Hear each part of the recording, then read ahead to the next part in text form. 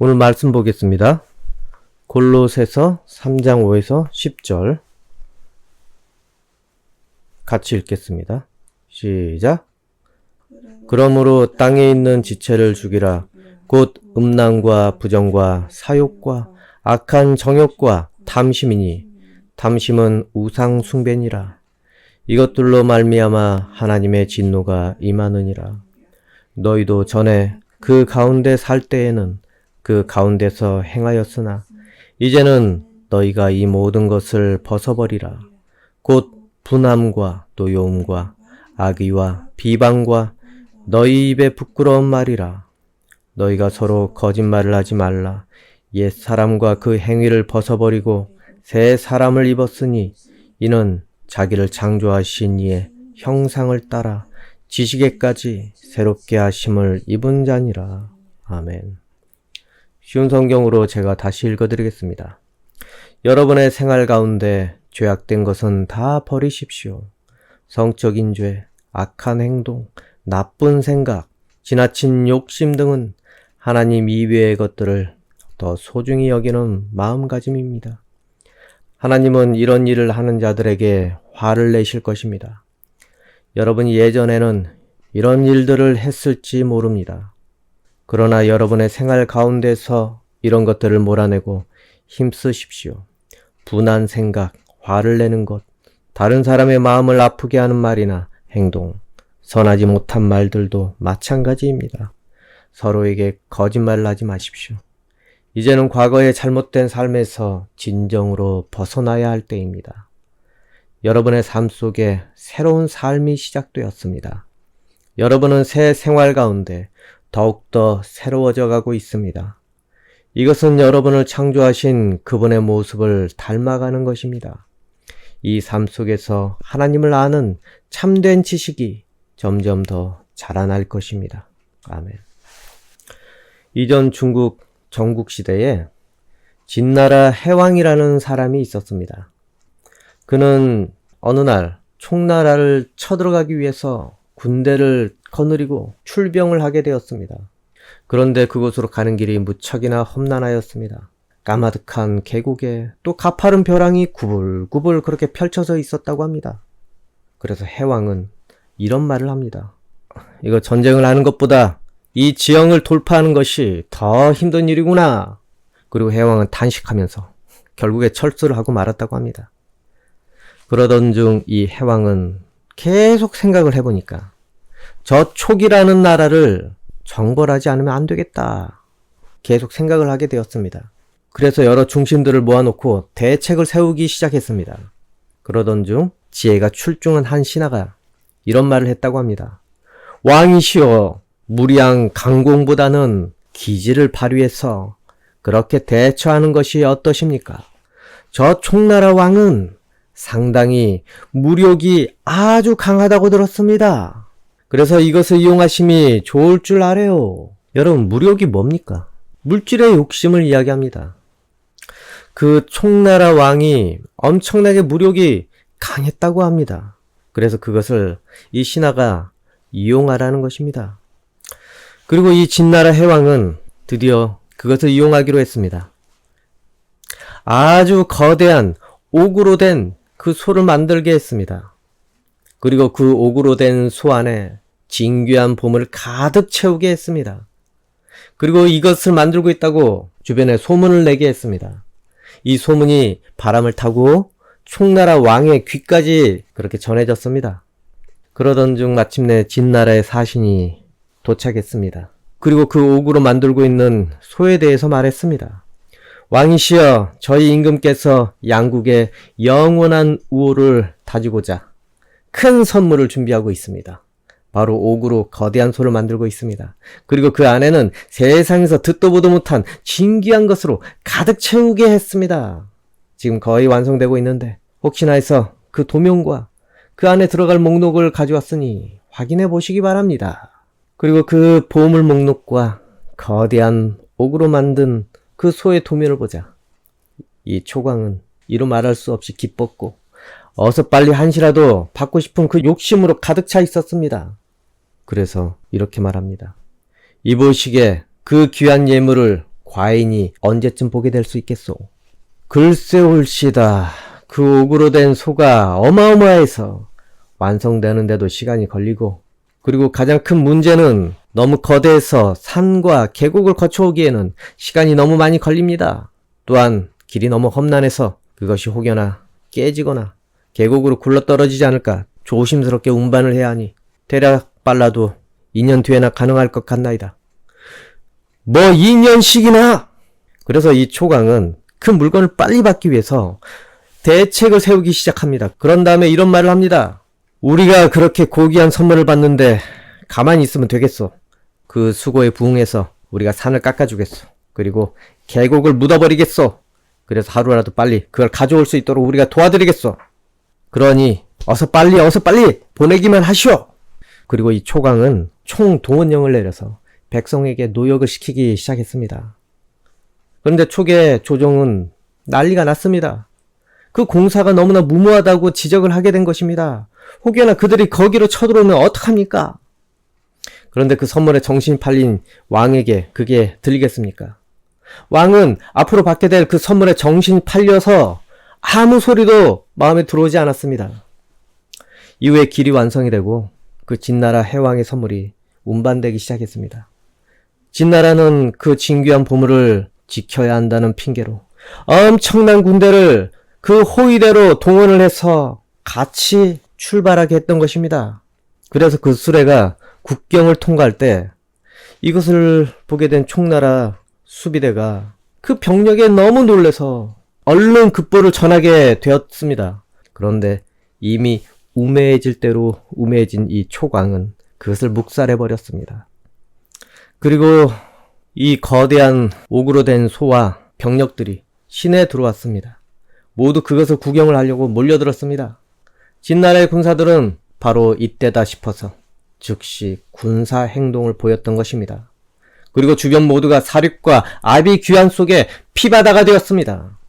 이후에 수십 대의 수레에 초광의 모든 재물을 약탈을 해서 거기다 싣고 그 옥으로 된 소는 껍데기만 두고 그 안에 보물은 다시 챙겨서 이 진나라는 유유히 빠져나갔다고 합니다. 여러분, 이 이야기는 바로 작은 것을 탐하다가 큰 것을 잃는다는 고사성어 소탐대실의 유래입니다, 여러분. 일반적인 상식으로는 큰 것을 잃어가면서 작은 것을 누가 탐하겠나 하지 않겠습니까? 누가 큰 것을 잃을 각오로 그 작은 것을 탐하겠습니까? 그런데 그게 안 통하는 때가 온다는 것입니다. 바로 자기 마음에 들어온 이 탐욕이 눈과 귀와 생각을 멀게 했을 때 그게 통하지 않게 됩니다. 눈앞에 있는 것에 너무 집중하고 그것을 통해서 모든 사고가 돌아가기 때문에 그렇습니다. 그렇기 때문에 무엇이든지 간에 탐욕이 자기 마음에 들어오기 시작을 하면은 분별력을 우리는 잃어버리게 됩니다. 그래서 무엇이 더 큰지 아무 상관없이 꽂힌 것을 위해서만 모든 것이 돌아가게 된다는 것입니다. 꽂힌 것을 위해서 모든 사고가 돌아간다는 것입니다. 그래서 무엇이 되었든 그것을 위해서 대가를 지불할 각오를 하게 된다는 것입니다. 오늘 본문을 보면은 그래서 이 탐심, 이 탐욕은 우상 숭배라고 그렇게까지 한 것입니다. 바로 탐욕이 찾아오면은 하나님까지 몰라보게 된다는 것 아니겠습니까? 그래서 그 탐욕이 죄를 불러오게 됩니다. 오늘 본문 5절에 보면은 이런 죄들이 나열이 되어 있습니다. 음란, 그리고 부정과 사욕, 악한 정욕. 여기서 음란이란 무엇이겠습니까? 성적인 죄를 말합니다. 그렇다고 해서 아예 성욕 자체가 음란 죄라는 것이 아니라 허락되지 않은 대상 가리지 않고 무절제하게 잘못된 방향으로 그렇게 과하게 탐하는 것을 말하는 것입니다. 즉 한마디로 말하면 잘못된 관계와 육체 관계를 통해서 즐거움을 누리려는 그러한 것을 말합니다. 그리고 부정과 사욕, 악한 정욕, 이 모든 것도 탐욕을 통해서 오게 되는데 성경 주석들을 보면은 대부분 성적인 틀에서 해석을 했습니다. 그런데 쉬운 성경의 해석을 참조하면은 저는 이것이 더 맞다고 생각을 하는데 문맥에 맞게 해석을 했습니다. 쉬운 성경 5에서 6절을 보겠습니다. 여러분의 생활 가운데 죄악된 것은 다 버리십시오. 성적인 죄, 악한 행동, 나쁜 생각, 지나친 욕심 등은 하나님 이외의 것들을 더 소중히 여기는 마음가짐입니다. 하나님은 이런 일을 하는 자들에게 화를 내실 것입니다.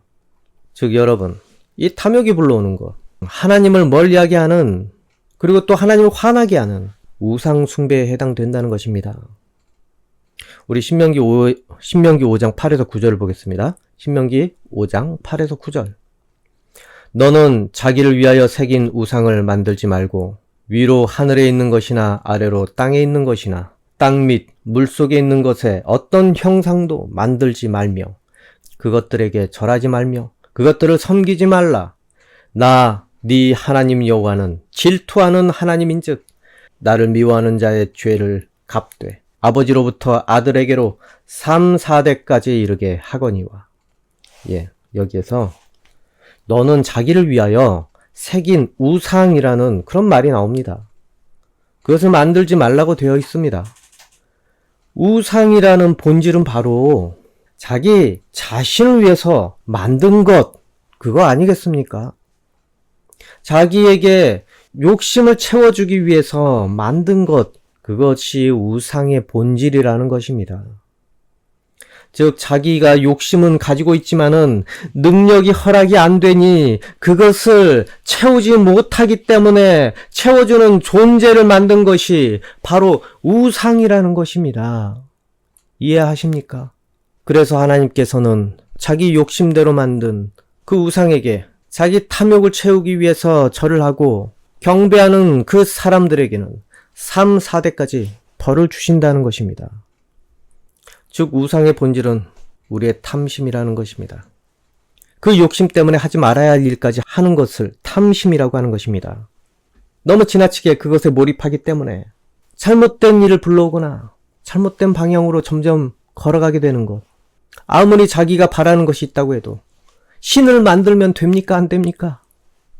안 되지 않습니까? 그 욕심이 지나쳐서 거짓으로 자기가 신을 만들어버리면 거짓을 불러오게 됩니다, 여러분. 거짓이라도 도구로 사용하게 됩니다. 그래서 여러분, 만약에 그 탐하는 버릇, 잘못된 욕심, 과한 욕심을 계속 가지고 그렇게 살게 된다면은 어떤 삶을 살게 되겠습니까? 어떤 삶을 살게 되겠습니까? 자기의 생활과 자기 주변을 자기 원하는 대로 믿고 받아들이게 됩니다. 주변에서 아무리 이런저런 얘기를 해도 자기의 욕심에 의해서 들리지 않게 됩니다. 믿지 않게 됩니다. 그리고 결국에는 예수 그리스도의 이름을 순수하게 받아들이지 못하게 됩니다. 하나님을 순수하게 믿지 못하게 됩니다. 하나님의 뜻대로 받아들이지 못하게 됩니다. 예수 그리스도를 온전히 믿고 따르는 것이 정말 어렵게 된다는 것입니다. 첫 번째로는 이 탐심이 가득한 자는 교회 생활도 힘들어지게 됩니다. 왜 그렇습니까? 헌금을 내는 것은 좋은 의미가 있습니다. 그런데 그 헌금에 대해서 부정적으로 생각이 될 것입니다. 마음에 좋게 생각이 들지 않게 될 것입니다. 자기 돈을 뺏어 먹으려고 욕심을 부리고 있다고 그것이 먼저 들어오게 됩니다. 그리고 예수님의 말씀에 동의하지 않게 됩니다. 자기에게 불편함을 주는 그 말씀에 대해서는 거부감을 느끼게 됩니다. 우선 예수님께서 우리에게 요구하신 대표적인 말씀을 한번 보겠습니다. 요한복음 13장 34에서 35절. 내가 너희에게 새 계명을 준다. 서로 사랑하여라. 내가 너희를 사랑한 것 같이 너희도 서로 사랑하여라.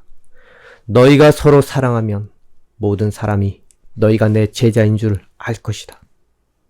여러분, 이것이 가능하겠습니까? 자기 마음에 무엇인가 욕심이 가득한 자가 이것이 가능하겠습니까? 탐심으로 가득한 사람은 자기 세상을 이미 만들었습니다. 자기 유익대로, 자기 욕구대로 모든 논리가 돌아가게 되어 있습니다.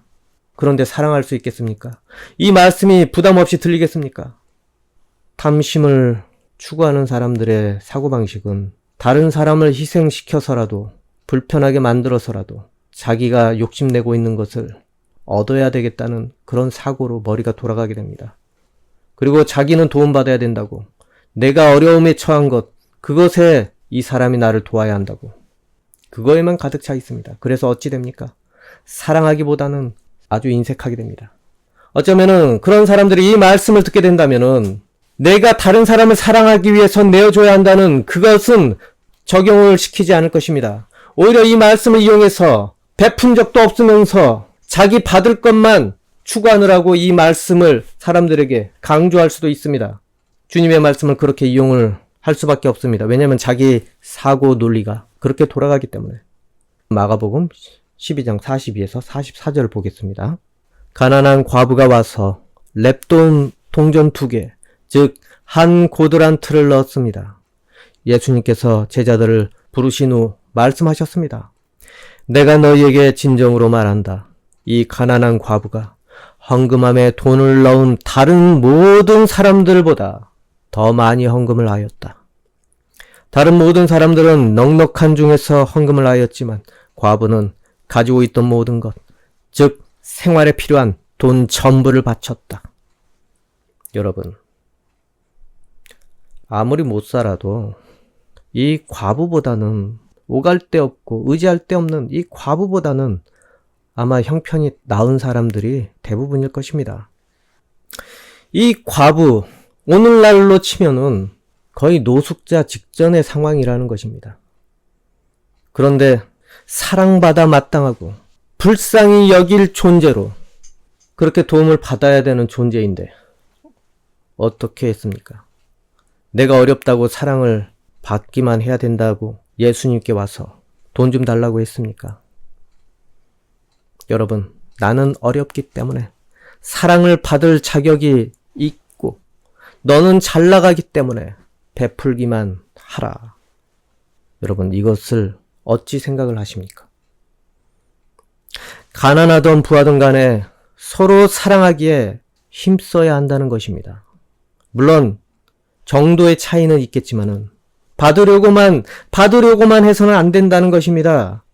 이 말씀에는 서로 사랑하라고 했습니다. 누구는 사랑만 전하고 누구는 사랑만 받으라고 그렇게 말씀을 하지 않으셨습니다. 이 불쌍한 과부 역시도 자기가 가지고 있는 그 동전 2개를 기꺼이 내어줬습니다. 물론 부담이 될 것입니다. 하지만 자기가 가지고 있는 것에 최선을 다한 것입니다, 여러분. 여러분, 가난한 자라고 탐욕에서 자유롭겠습니까? 또 부자만 탐욕이 가득하겠습니까? 규모의 차이일 뿐입니다, 여러분. 하지만 여러분, 베풀 수가 없다는 것, 그 마음 때문에 온다는 것 기억하십시오. 그 탐심 때문에. 욕심도 지나치면은 죄가 됩니다. 그것은 하나님께서 바라는 것이 아닙니다. 여러분, 이전에는 예수님을 만나기 이전에는 여러분이나 나나 모두 이렇게 살아왔습니다. 그런데 이것은 예수님을 만난 이후에는 더 이상 허락이 되지 않습니다. 이런 마음으로 사는 것이 바로 우상 숭배이기 때문에 그렇습니다. 그래서 우리는 이 장애물을 넘어야 됩니다. 이 탐심에서 벗어나야 예수님께서 우리에게 주시는 새로운 세상을 느끼고 보게 될 것입니다. 그리고 여러분이 사랑을 받을 그런 존재가 될 수 있다는 것입니다. 누구에게 사랑을 받습니까? 하나님에게 사랑을 받게 됩니다. 사람에게 사랑을 받을 수도 있겠지만은 여러분이 이전의 탐심에서 자유로워질 때 하나님께 사랑을 받게 됩니다. 그리고 하나님께서 여러분에게 선한 모습으로 베풀어준 모든 것에 하나님께서 빚졌다고 생각하고 여러분에게 갚아주시게 됩니다. 여러분, 그런데 오해하지 마십시오. 탐심을 버리라고 했다고 모든 욕구를 멈추라는 것이 절대 아닙니다, 여러분. 반드시 기억하십시오. 아무것도 구하지 말고 될 대로 그렇게 살라는 것이 아닙니다, 여러분. 반드시 필요한 것은 하나님께 구하십시오. 여기서 문제가 되는 것은 방향이 잘못되었다는 것을 말하는 것입니다, 여러분. 이해하십니까? 여러분의 욕구의 방향이 잘못되었다는 것, 그것을 말하는 것입니다. 하나님 선에서 벗어나지 않을 만큼 그렇게 올바로 추구하라는 것입니다. 만약에 여러분께서 뭔가를 바라고 추구하고 그것에 대해서 정말 욕구가 가득 차 있는데 그런데 그것 때문에 누군가 원망을 하게 되고 누군가 나를 미워하게 되고 그리고 또한 내가 거짓된 모습으로 상대를 그렇게 대하게 되고 상대와 관계가 점점 어렵게 된다면 원수가 되어간다면 그것은 올바른 방향이 아닙니다. 또 내 마음에 미움이 찾아오고 내 욕구를 채워주지 않기 때문에 내가 그 사람을 미워하게 되고 그리고 정신 차려보니 내가 부정한 방법까지 동원을 하고 있다면 여러분 과하게 탐하고 있다는 것입니다.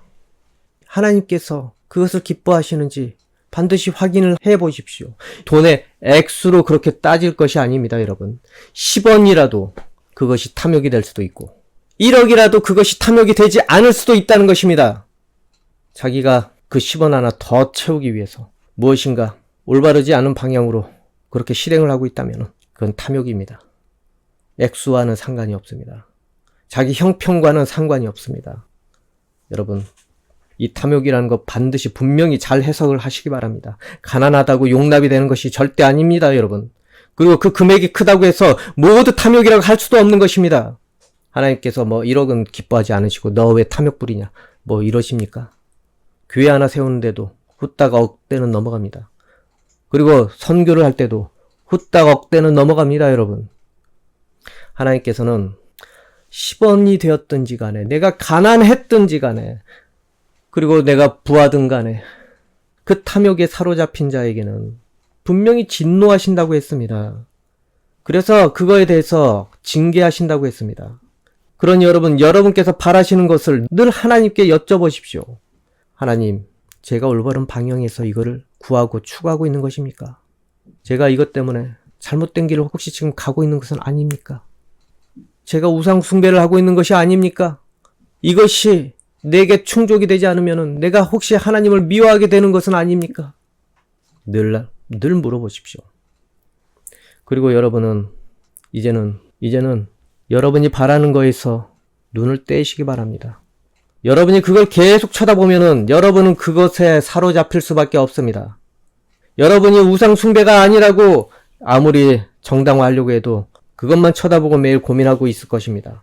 그렇기 때문에 여러분은 하나님께 왔다면 이제는 어찌해야 되겠습니까?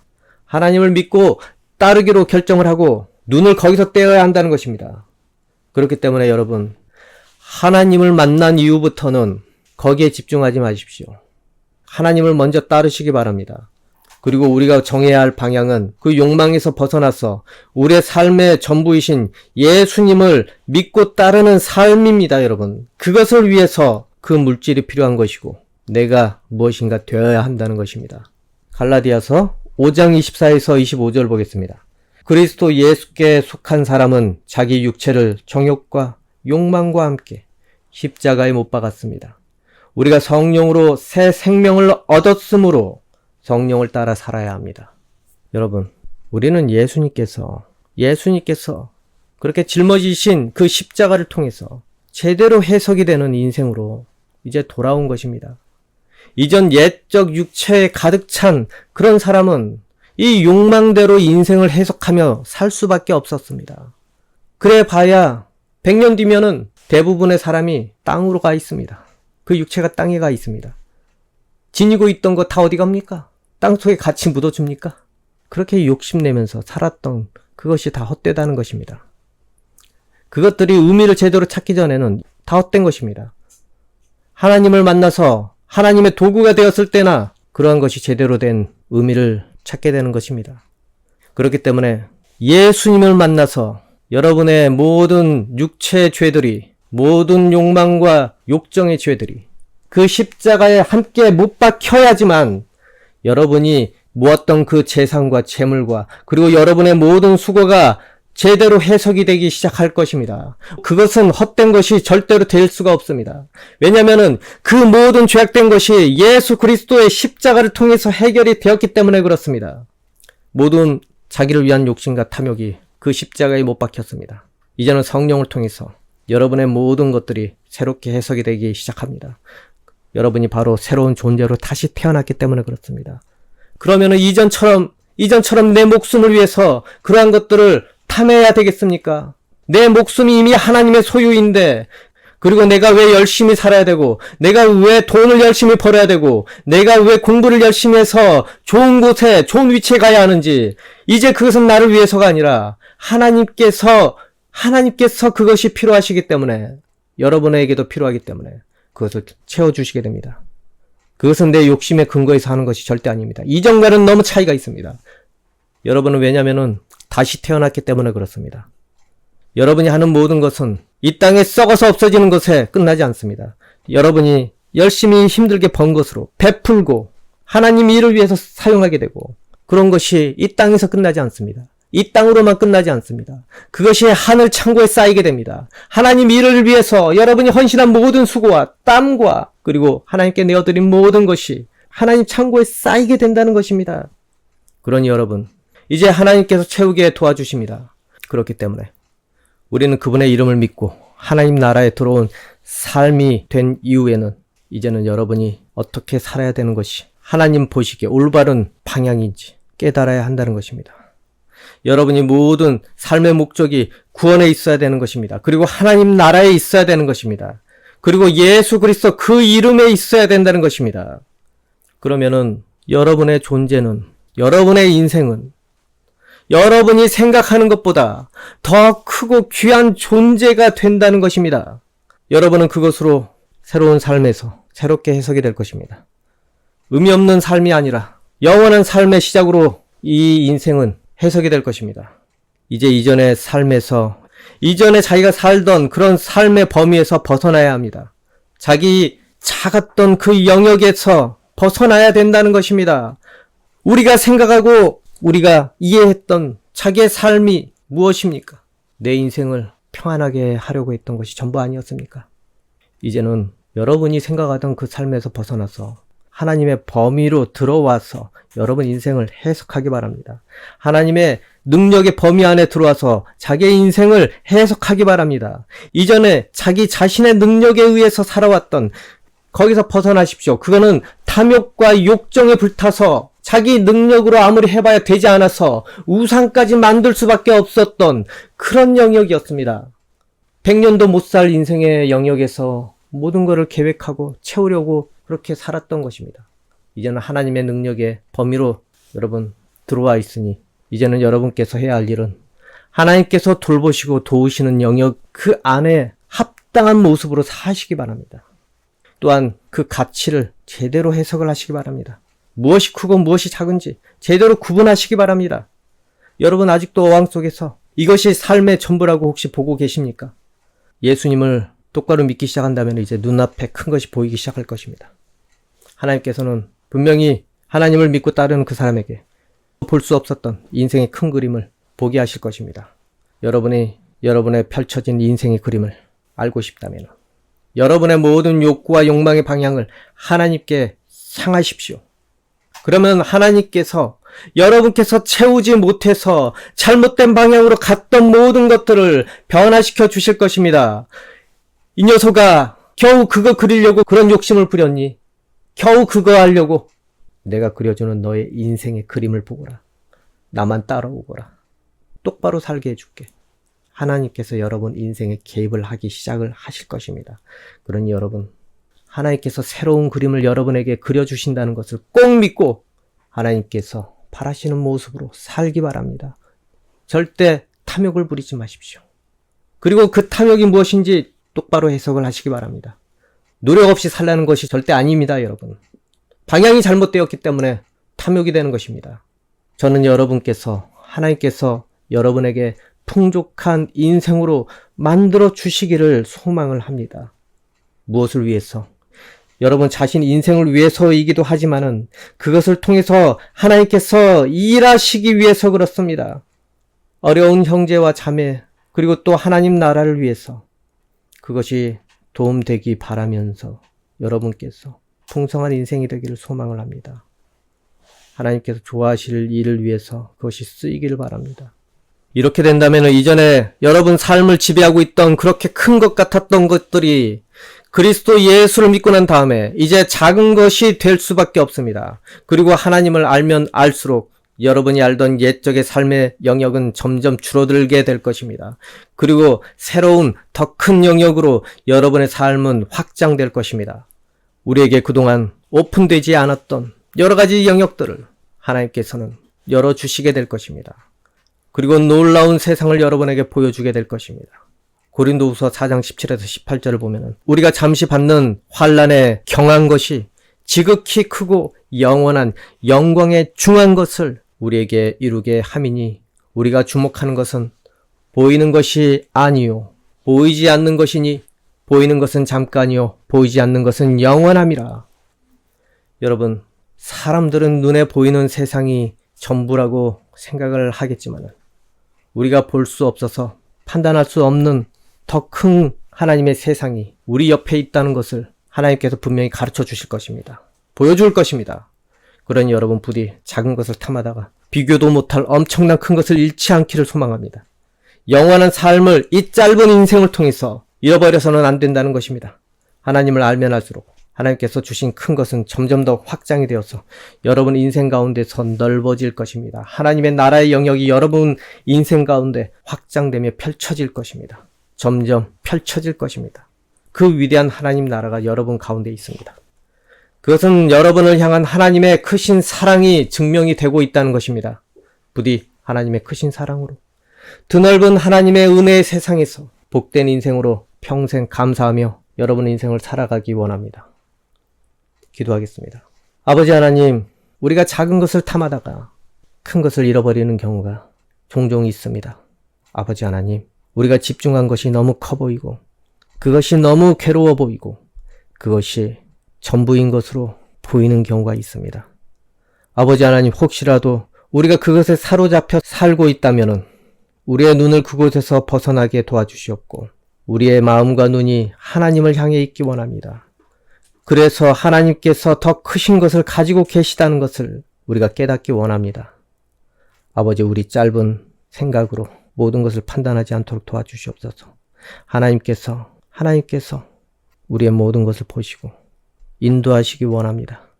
우리는 쉽게 유혹에 빠져서 옛날의 버릇대로 판단하고 행동하려고 합니다. 주님, 이제 우리는 새 삶을 얻었으니 말씀을 통해서 우리가 그것을 판단할 수 있도록 도와주시고 우리의 마음의 말씀이 생각나고 성령께서 또한 그렇게 우리에게 감동을 주셔서 하나님 바라시는 대로 그렇게 따라 살아갈 수 있게 도와주시옵소서. 그래서 이전에 우리가 그리지도 못했던 엄청난 큰 그림을 하나님을 통해서 그리고 또 보게 되기를 소망합니다. 우리의 능력이 너무 작아서 우리가 집중하고 집착하는 것은 정말로 헛되고 헛된 것밖에 없습니다. 아버지 하나님, 하나님만이 우리 안에 위대한 일을 할 수 있습니다. 아버지, 우리가 하나님께 순종하면서 아버지께서 그려주시는 그 그림대로 순종하며 따라 살 수 있도록 도와주시옵소서. 옛적에 가지고 있던 모든 탐욕의 것들을 주님 내려놓을 수 있도록 도와주시옵소서. 이 모든 것들을 예수 그리스도 이름을 믿음으로 십자가에 못 박아서 더 이상 우리 안에서 우리를 지배하지 못하게 도와주시옵소서. 이제는 내가 사는 것이 아니오 오직 내 안에 있는 예수 그리스도가 살아나는 것이 되게 하여 주시옵고 날마다 하루를 시작할 때마다 예수 그리스도의 그 이름으로 시작을 하여서 하나님께서 인도하시는 대로 새로운 세상으로 나가 살 수 있게 도와주옵소서. 예수 그리스도 이름으로 기도합니다. 아멘.